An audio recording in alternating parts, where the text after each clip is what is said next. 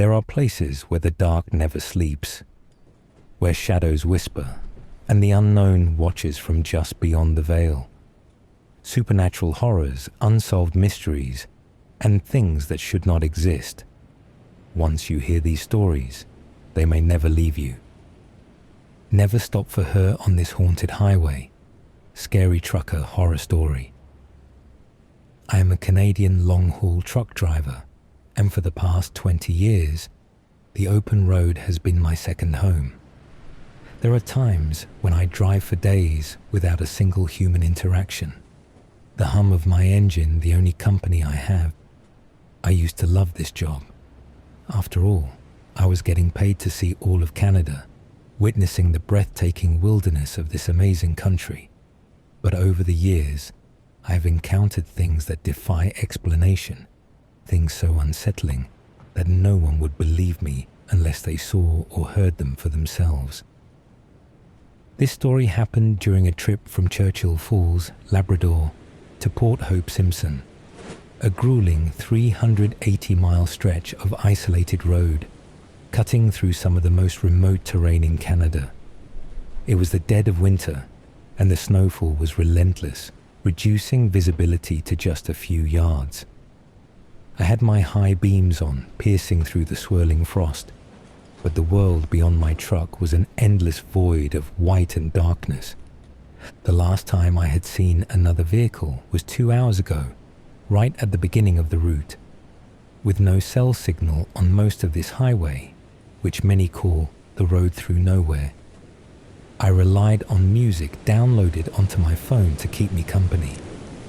The steady thrum of the engine, the rhythmic crunch of tires on snow, and the familiar tunes playing in the background were my only companions. Then, out of nowhere, I saw something. A figure standing in the middle of the road. I reacted instantly, yanking the wheel hard to avoid hitting whoever or whatever it was. My truck skidded on the icy pavement, the trailer fishtailing dangerously. For a split second, I thought I was going to lose control, the ditch on the side of the road looming like an open maw. But years of experience kicked in. I fought the skid, my pulse hammering in my chest, and somehow managed to bring the truck to a stop. I sat there for a moment, gripping the wheel, my breath fogging the inside of the windshield. The road ahead was empty. My gut churned. Had I imagined it? The way the snow played tricks on your vision at night, it was possible. But something felt wrong. I left the engine running and grabbed my flashlight before stepping out into the bitter cold. The wind whistled through the trees, carrying with it an unsettling silence. My boots crunched against the snow as I walked toward where I thought I had seen the figure. And then I saw her. She wasn't in the middle of the road. She was standing off to the side, just beyond my flashlight's beam, about 60 feet away. A dark silhouette, hunched slightly as if waiting for me to find her. My stomach tightened. Her hair was long, tangled and matted, shifting slightly in the wind. Her clothes were torn in places, barely clinging to her thin frame. And worst of all, there were dark stains on her clothing. Blood. Something was very, very wrong. I hesitated. Every instinct screamed at me to turn around, but my rational mind pushed forward. What if she was hurt? What if she needed help? I forced my feet to move, stepping toward her. At about 12 feet away, I froze, not by choice. I physically could not take another step. A deep primal fear rooted me to the spot, every hair on my body standing on end. It was as if some ancient part of my brain, some long-buried survival instinct, was warning me, do not go any closer. I swallowed, my throat dry. Hello? The woman's head jerked up violently, snapping toward me as if pulled by invisible strings. I stopped breathing. Where her eyes should have been, there was nothing. Just two gaping, pitch-black holes. A void. a darkness that seemed to swallow the weak light of my flashlight. Then she opened her mouth as if to speak, but instead of words, her jaw stretched. Wider, then wider still, splitting unnaturally, as if something inside her was tearing its way free. A sound filled the air, a deep, wet, gurgling rasp, like something choking on its own breath.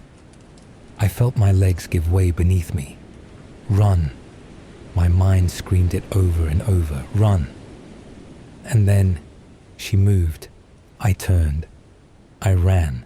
I didn't look back, but I heard it. Heavy, fast footsteps pounding against the snow. And worse, the sound. A wet, gurgling screech. Closer. Too close. I lunged for my truck, scrambling up the steps with numb fingers. The moment I threw myself inside and slammed the door shut, something smashed into it. Boom! The entire cab shook violently, the impact rattling the windows. I could hear it, right outside. A high-pitched, ear-splitting screech that drilled into my skull like nails on metal. My breathing came in short, panicked gasps. My chest tightened. My vision blurred. I was going to die here. And that's when I heard it. Something skittering away into the trees as I hit the gas. I didn't stop driving. Not for 1 second. By the time I reached the warehouse, the sun had burned away the darkness. For the first time since the nightmare began, I let out a shaky breath. I stepped out of my cab, my legs still unsteady.